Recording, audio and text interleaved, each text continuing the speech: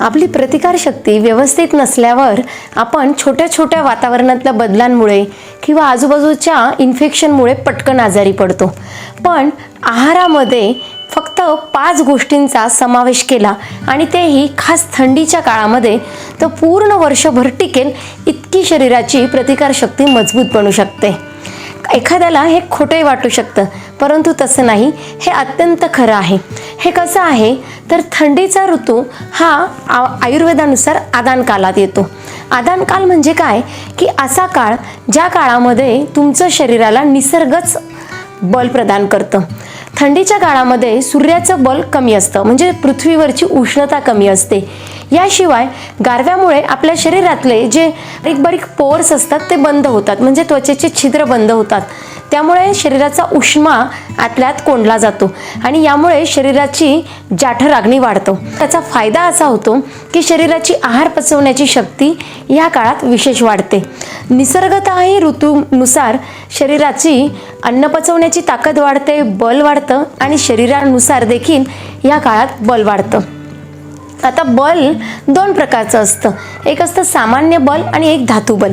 सामान्य बल म्हणजे आपण दैनंदिन काम करताना जी ऊर्जा खर्च होते ती आपल्याला आहारातून मिळते, हे झालं सामान्य बल. परंतु एखाद्या विशिष्ट अवयवाला एखादी गोष्ट क्रिया जास्त करावी लागत असेल, उदाहरणार्थ एखादा खूप कष्टकरी असेल, त्याच्या मसल्सला खूप जास्त प्रमाणात श्रम होत असेल, एखादा बुद्धिजीवी असेल तर त्याचं मन, मेंदू याची ऊर्जा जास्त प्रमाणात खर्च होत असेल, तर त्या अवयवाला बल प्राप्त होणे म्हणजे तिथल्या ठिकाणासाठी स्पेसिफिक औषधं किंवा आहार वापरणे याला म्हणतात धातुबल. तर या सगळ्याचा आजच्या व्हिडिओशी काय संबंध तर सांगते. तर थंडीमध्ये आपल्या शरीराची ऊर्जा वाढवून घेण्यासाठी, सामान्य बल वाढवण्यासाठी काय काय करू शकतात तर दूध, मांसरस, पौष्टिक आहार 2 ऐवजी 3 वेळा घेणं, अशा पद्धतीचा आहार घेऊ शकतात.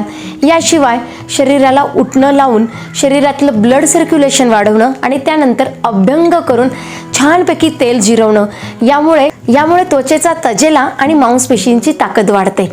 आणि ही जी ताकद आहे ना, ही तुम्हाला जवळपास पूर्ण वर्षभर टिकते. आता विशिष्ट धातुबल वाढण्यासाठी 5 पदार्थ. हे 5 पदार्थ आपल्या आजूबाजूलाच असतात, पण आपल्याला माहिती नसतं की याचा फायदा कसा करून घ्यावा. तर पहिला आहे उडीद डाळ. उडीद डाळीला माश म्हणतात. आपल्याला काळी आणि पांढरी उडीद डाळ मिळते. काळी उडीद डाळ भाजीसाठी, तर पांढरी उडीद डाळ आपण डोस्यांमध्ये वापरतो. ह्या उडीद डाळीला वृषम परम वातहरः स्निग्ध उष्ण मधुर गुरुः बल्ल बहुमलः पुंस्त्वम माशम शीघ्र ददाती. म्हणजे काय, वृष म्हणजे पौरुषत्व, वाजीकरण किंवा सेक्शुअल पॉवर थोडी नाही परम वाढवणारी अशी ती उडीद डाळ. याशिवाय ही स्निग्ध असते, पचायला थोडी जड, गोडसर आणि उष्ण असते, पण थंडीच्या काळामध्ये तिचं पचन शरीर सहज घडवून आणतं. ही शरीराला बल खूप मोठ्या प्रमाणात प्रदान करते आणि हे सगळं हळूहळू नाही, शीघ्रम म्हणजे पटकन देणारी, म्हणून उडीद डाळीचं सेवन ह्या काळात सांगितलेलं आहे. माश आणि उडीद डाळीने सिद्ध केलेलं तेलही आहे, ज्याला माश तेल म्हणतात.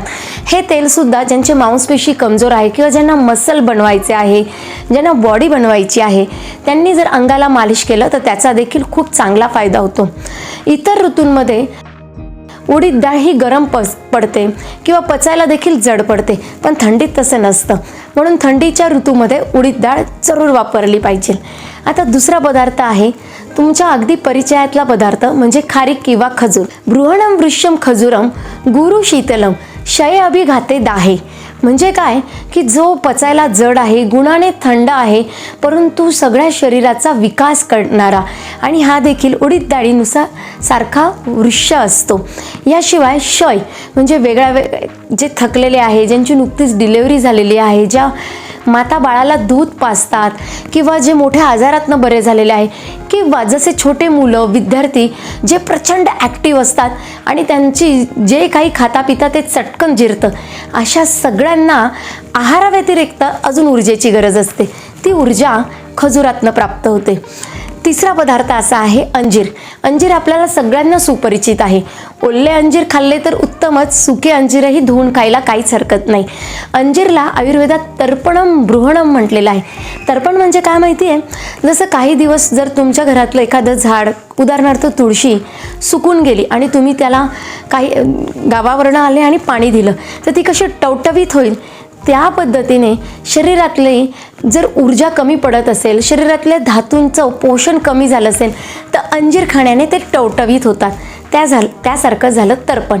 याशिवाय ज्यांचं पोट नीट साफ होत नसेल, पोटात कोरडेपणा असेल, त्यांना अंजीर खाण्याने पोट साफ व्हायला पण मदत होते. हॉर्मोन बॅलन्समध्ये पण अंजीरचा खूप मोठा रोल आहे. तर हे अंजीर थंडीमध्ये जर खाल्लं गेलं, हे पचायला जड असतं, परंतु थंडीमध्ये जर खाल्लं तर ते सहज पचतं. चौथं आहे तुमच्या दैनंदिन वापरातला अतिशय परिचित पण थंडीमध्ये आवर्जूनच खायला हवा असा पदार्थ म्हणजे नारळ, खोबरं. बृहणम स्निग्धम शीतम बल्ल मधुरम, शरीराची वाढ करणारा, गोड गुणाचा, थोडा थंड, पचायला किंचित जड, सारख्याने सारख्याची वाढ होते. तर जणू काही जसं ते झाडाचं फळ आपल्या शरीरातल्या फळरूपी मांस, मज्जा, बुद्धी, त्वचा, केस सगळ्यांना तजेलेदार, धष्टपुष्ट होण्यासाठी खोबऱ्याचा खूप चांगला फायदा होतो. आणि आता शेवटचं द्रव्य आहे ते म्हणजे मेथी. मेथी ही कडू गुणाची असते, परंतु मेथीचे दाणे विशेषतः याला कटुपौष्टिक म्हणतात, म्हणजे कडू असून देखील पोषण करणारे. मेथी वातदोष आणि कफदोष कमी करते. शरीरातल्या रसधातूमधला जडपणा कमी करून त्याला सुधारायला मदत करते. म्हणूनच ज्या आयांना दूध येत नाही त्यांना मेथी खायला सांगतात. आता हे पाचही पदार्थ रोज कसे खावे, कशा प्रमाणात खावे, त्याला एक सोपा मार्ग असा आहे, ते म्हणजे डिंकाचे लाडू.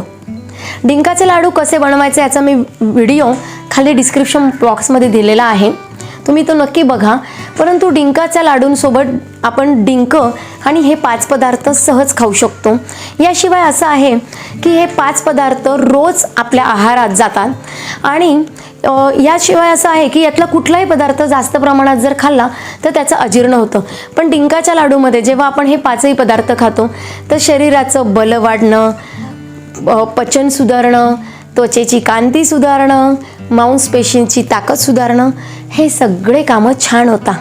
आणि आता शेवटचं 5 आहाराचे पदार्थ झाले. हे खाण्याचा सोपा मार्ग म्हणजे डिंकाचे लाडू आहेत.